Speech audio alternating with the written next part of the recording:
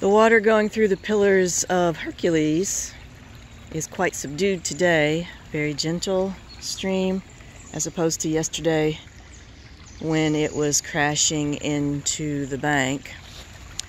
This is a tree that fell up on that bank, the other person's property, the neighbor's property, years ago, and it's slowly making its way down. And hopefully will disintegrate before it reaches the Pillars of Hercules, because that's where it becomes a problem. It starts to jam up everything.